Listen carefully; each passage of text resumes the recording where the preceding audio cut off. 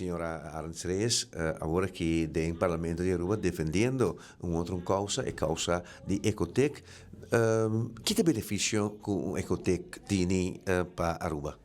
Sì, bom, mi chiede che avem sporawak minister Wardo invita pa explica eigenlijk e contract ku ata asera de caso que não com companhia privada de caso que não ta Ecotec de lo cual como papia ta bisa e kleinschaligheid Aruba ta un isla chiquito no sta hopi limita de e companhia nan ku por ajuda bota bisa den verwerk e parte di desperdicio. De caso que não a decidir que também zona é principal caminha cultura e sushi nan grande por llegar junto zona de desperdicio por bisa nacional de caso que não para full Aruba e esse é ponto sumamente beneficioso para Aruba. No saco é problemática de domina ilegal na Aruba tá hopi grande e nós temos que tomar ação de caso que não nos por awak é ação a salir de colaboração de governo ata de caso que não tá Ecotec também caminha que nós consideramos não por baixo e desperdício não também e zorg para assim não barrio tá mais limpo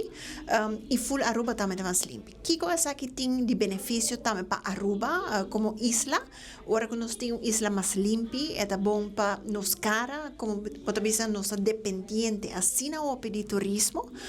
que nós temos que invertir den e parte que não e nos para aí na largo acaba não todo tem ponto central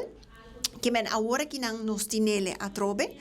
laga nos faz bom uso de tempo para comunidade também tem rol de parte que não passo se você bisa governo tá chegando a acordo junto com ATA para invertir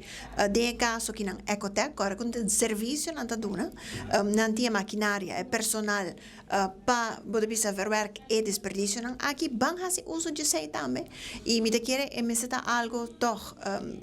e parte di controllo di Parlamento ta importante. Naturalmente, para nos dar claridade, para perguntar não que todo tem, pero na final do dia é meta ta importante também. E lá que nós vamos contribuir para assim nós ter Aruba mais